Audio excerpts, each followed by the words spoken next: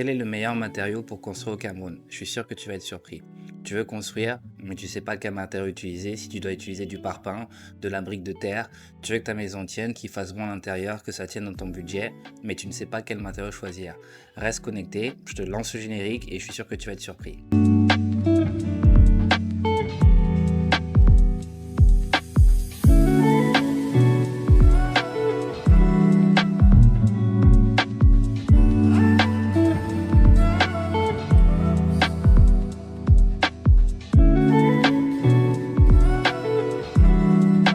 Alors dans cette vidéo, je vais te parler des 3 matériaux les plus utilisés au Cameroun et je suis sûr que ça t'intéresse. Alors je vais d'abord commencer par me présenter, je suis Jérémy Barla, je suis architecte formé à Paris, ça fait 15 ans que je fais ce métier, ça fait 10 ans que j'ai mon agence d'architecture ici à Douala, je suis associé avec ma mère et sur cette chaîne, je te donne des tips de ce type justement et je t'accompagne et surtout si tu veux construire, investir au Cameroun, que tu es à distance, que tu fais partie de la diaspora ou que tu es même sur place, si tu ne sais pas par où commencer, tu es au bon endroit. Alors installe-toi tranquillement et je te parle de ces 3 matériaux-là. Alors je vais commencer par parler du parpaing en ciment.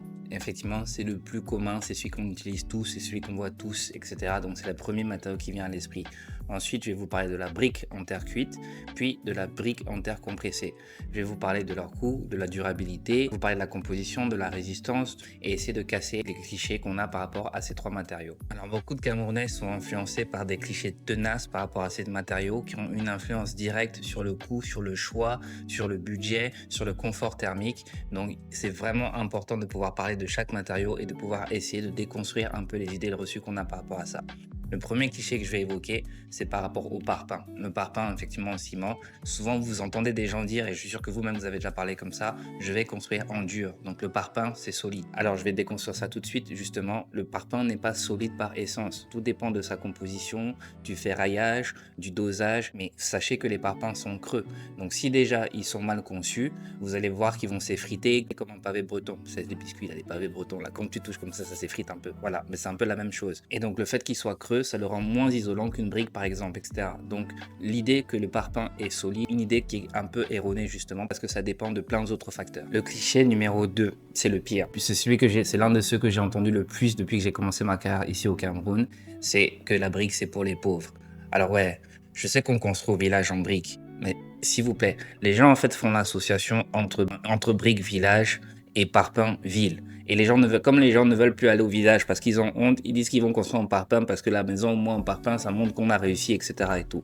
Donc même si je peux comprendre ce processus de réflexion, sachez vraiment que vous pouvez faire des maisons ultra contemporaines, ultra sobres, ultra modernes avec de la brique et que ça se fait dans le monde entier. Donc finalement, pourquoi pas chez nous? Donc vraiment, cette association brique égale village égale pauvre, il faut vraiment la casser parce que sachez vraiment que vous pouvez faire des choses magnifiques avec de la brique. Troisième cliché souvent aussi relatif à la brique, c'est qu'on dit que ça prend l'eau, que c'est fragile, etc. et qu'on a peur que ça s'effrite à l'eau, que voilà, que ça devienne un peu pâteux, etc. Alors encore une fois, tout dépend aussi des détails constructifs. Il faut vraiment un bon enduit, il faut un bon débord de toiture. Si vous allez en Europe ou au Maghreb, vous allez voir des constructions qui ont plus de 100 ans qui sont faites en briques.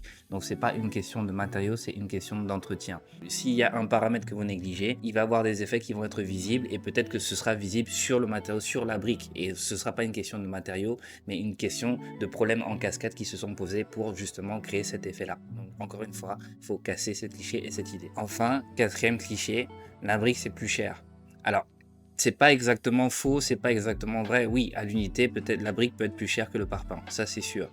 Mais quand on additionne une fois de plus le temps de pose, la quantité de mortier, le fait que vous allez crépir ou pas, que vous allez mettre de l'enduit ou pas, parce que la brique a priori vous allez la laisser apparente, c'est a priori pas très, je dirais, judicieux de se dire qu'on va mettre un mur de briques et qu'après on va le recouvrir avec de l'enduit pour lisser la surface. Sinon, en gros, ça sert à rien. Le confort thermique que vous allez y gagner et les économies que ça peut vous faire ensuite par rapport à votre consommation d'énergie. Donc quand vous sous-pesez tout le tout, la brique peut être beaucoup moins chère que le parpaing, effectivement. Avant de comparer les matériaux en tant que tels, il faut d'abord savoir comment bien choisir son matériau pour son projet.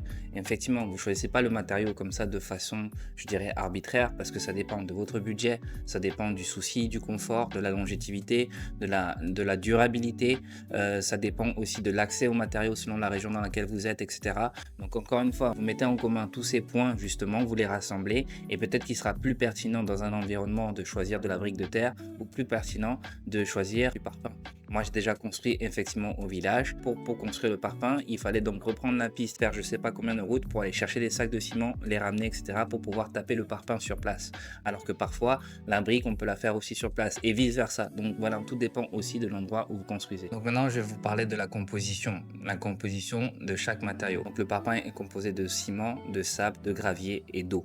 Comme je le disais tout à l'heure, si le parpaing est bien dans sa constitution et bien dosé, il sera solide. Si justement il y a peut-être un matériau en plus, un matériau en moins, etc., là vous allez avoir des parpaings fragiles qui vont s'effriter. Donc c'est très important aussi que le dosage soit bien fait par rapport à toutes ces composants. La brique en terre cuite, c'est vraiment de l'argile qui est vraiment cuite au four à haute température. Ça implique aussi d'être suffisamment bien équipé pour justement faire ce four qui va construire votre matériau. Et enfin, le BTC, donc la brique de terre stabilisée, c'est encore une fois, c'est de l'argile plus du ciment, entre 5 et 8%, plus de l'eau compressée. Et voilà, donc voici la composition des trois différents matériaux. Donc au niveau du coût, comme je l'ai évoqué plus tôt, le parpaing sera moins cher.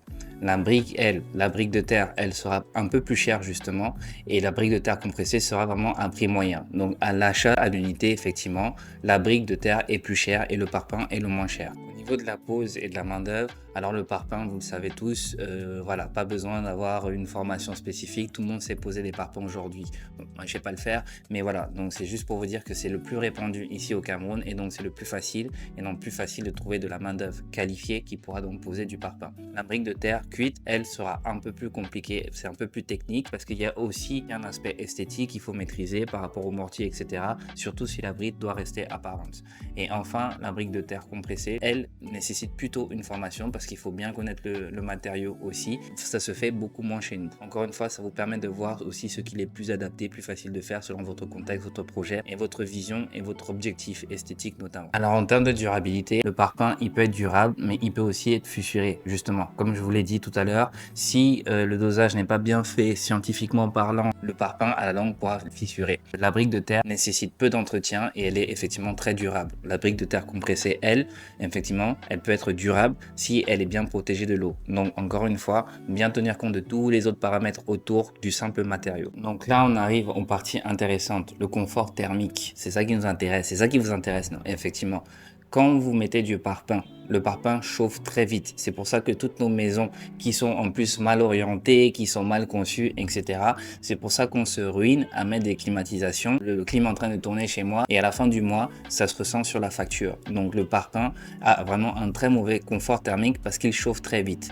Alors que la brique de terre, elle, est un isolant naturel. Donc en termes de confort thermique, c'est top. Je vous avais déjà parlé d'un de mes anciens projets conçus en Centrafrique où entre la température extérieure et la température intérieure, il y avait une différence de 6 degrés, même en pleine saison sèche, en plein cagnard. Alors c'était de la BTC pour le coup et vraiment un isolant naturel.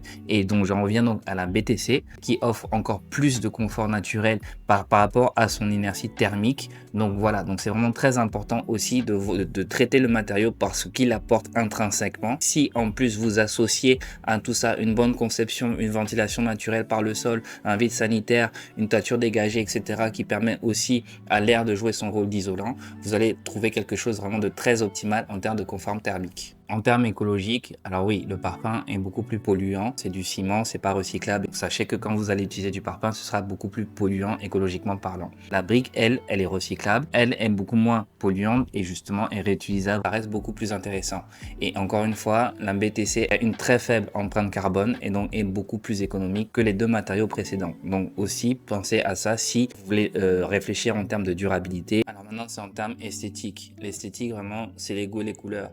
Mais sachez que quand vous allez faire un mur en parpaing, personne n'a envie de laisser son mur en parpaing apparent parce que c'est pas beau. C'est que vous laissez votre maison brute comme ça, donc vous allez forcément devoir mettre une couche d'enduit, mettre de la peinture, etc. qui va représenter d'autres frais. L'avantage de la brique, effectivement, c'est qu'elle peut rester apparente par son caractère isolant et ses propriétés. On va éviter de mettre un enduit qui va vraiment réduire toutes les propriétés et les capacités de la brique, mais justement, on peut aussi révéler le matériau et l'associer à d'autres matériaux qui vont faire justement que ce mur en brique va être mis en valeur par exemple. Donc esthétiquement, encore une fois, ça peut être très très beau si c'est bien fait. Et c'est pareil aussi pour la BTC. On peut mettre un léger enduit, mais il est toujours bon aussi de laisser le matériau s'exprimer pour ce qu'il va apporter et le caractère et le cachet qu'il va donner à votre maison, à votre construction. Donc voilà, donc maintenant c'est esthétiquement parlant. Est-ce que ça fait village, est-ce que ça fait pas village? Ça, maintenant, c'est vous aussi qui décidez de votre côté. Moi, j'aime la brique en tout cas. Maintenant, on va pas se mentir. Quand on veut construire, on veut aussi que ça aille vite. Même moi qui suis du métier, je n'aime pas quand les chantiers durent trop longtemps. On veut que ça aille vite. Donc, effectivement, le plus répandu, c'est le parpaing parce que le parpaing, on sait comment on frappe un parpaing. Ça va vite. Le temps de pose est beaucoup moins long. La brique de terre, vraiment, on va considérer que le temps est moyen. Et la brique de terre compressée, le temps est beaucoup plus long. Donc, c'est aussi des choses à apprécier. C'est pour ça que je vous dis qu'il y a tout un tas de paramètres quand vous vous lancez dans un projet où on va dire que bon, ok, moi j'ai envie que ça aille vite. Moi j'ai un peu plus de temps parce que je privilégie le confort thermique. Moi je privilégie l'esthétique, etc. Donc voilà. Donc selon les critères, selon votre projet, vous allez décider vers quel type de matériau vous allez aller. Maintenant, l'adaptabilité par rapport à notre environnement. Alors le parpaing, c'est très répandu, vous allez en trouver partout. Partout, on sait faire du parpaing, donc vous n'aurez aucun problème. Quant à la brique de terre, il y a certaines régions où c'est plus compliqué et qu'il est peut-être même plus coûteux d'aller chercher de la brique de terre, de l'importer peut-être du centre, etc. et de l'importer ensuite dans votre environnement et que justement, ce ne sera pas si pertinent que ça d'utiliser de la brique de terre. Donc pareil pour le BTC, c'est un matériau qu'on trouve localement, etc. mais qui est peu industrialisé. Donc ça aussi, c'est vraiment important d'identifier qui construit, où est-ce qu'on se fournit, comment ça marche, etc. Et il faut pouvoir avoir tous ces paramètres sur la table pour pouvoir ensuite faire son choix en bonne et due forme et en toute conscience. Alors, si tu cherches à construire vite et pas cher, mon ami, va sur le parpaing. Là, au moins, tu sais que c'est fait. Tu vas trouver les ressources sur place, naturelles, faciles. Tu descends là au coin de la rue, tu vas trouver quelqu'un qui te frappe les parpaings. Maintenant, si tu cherches un bon confort thermique plus une esthétique visuelle, va plutôt sur la brique en terre cuite parce que pour toutes les raisons que j'ai évoquées au départ, et moi, par exemple, c'est mon matériau préféré. Mais c'est pas parce que c'est mon matériau préféré que je vais l'utiliser à chaque projet que je vais pas utiliser du parpaing. Donc, encore une fois, il faut apprécier par rapport au projet spécifique. Si tu cherches une solution écolo et économique, va plutôt sur la BTC. Alors encore une fois, c'est un matériau qui est local ici, mais du fait que ce ne soit pas industrialisé, il faut vraiment trouver la bonne personne, il faut s'assurer que ce soit bien mis en œuvre, etc. Donc encore une fois, ça nécessite un peu de recherche, un peu de patience et s'assurer que la personne qui va construire va vraiment être très rigoureuse. Si tu cherches un bon compromis confort, durabilité, esthétique, la BTC est le meilleur matériau pour ça, mais encore une fois, ça nécessite d'avoir en face un artisan qui est bien formé et qui sait de quoi il parle. Donc contrairement au cliché justement que j'essaie de déconstruire, si tu cherches une maison de standing avec une certaine esthétique, va vraiment sur la brique de terre parce que tu peux faire des choses vraiment très quali qui vont t'apporter confort visuel, confort thermique et que justement tu ne retrouveras pas forcément une maison du village comme tu as l'impression que tu vas retrouver, mais ce sera plutôt une maison qui aura du cachet, un certain raffinement parce que encore une fois on peut faire des choses magnifiques avec de la brique. Vous l'aurez bien compris, moi je suis un peu team brique, mais après on peut faire des choses magnifiques aussi avec des parpaings. Voilà, d'ailleurs j'en ai déjà fait. Voilà. Donc voilà, donc en conclusion, si tu veux retenir quelque chose, dis-toi que le bon matériau n'existe pas. En fait, le bon matériau existe pour ton projet. Et encore une fois, il dépend de ta vision, il dépend de ton budget, il dépend du temps que tu as à accorder à ton projet, il dépend de la volonté d'avoir du confort thermique ou pas. Peut-être que tu te dis, on va mettre des clims partout, pourquoi il nous dérange lui avec sa brique? Moi, je ne veux pas que ça ressemble au village. Donc voilà. Donc tu peux décider du matériau que tu vas utiliser selon ta propre vision à toi. Nous, on est seulement là pour vous conseiller, on est seulement là pour te conseiller, pour t'accompagner et on te dira effectivement si tu vas sur ce matériau, tu risques de payer un peu plus cher mais tu auras plus de confort. Si tu vas sur ce matériau, tu vas certainement payer moins cher mais au final tu vas dépenser plus d'énergie en climatisation, etc. et tout. Donc voilà, donc après c'est aussi à vous d'apprécier. Donc voilà, donc dis-moi aussi toi quel est ton matériau de prédilection ici au Cameroun. Je sais que Maxime qui est mon gars, lui va me parler du bois, mais voilà, donc dis-moi aussi, partage-moi en commentaire toi le matériau avec lequel tu as envie de construire ici au Cameroun par exemple ou ailleurs. Et voilà, et ensuite je t'invite donc à like, à partager, à suivre mon contenu, à le diffuser et voilà. Et si tu apprends des choses, c'est encore cool. Ici c'est Archi Barlou, on parle d'architecture en toute décontraction mais sérieusement, on fait ce qu'on a à faire. Ciao, à la semaine prochaine.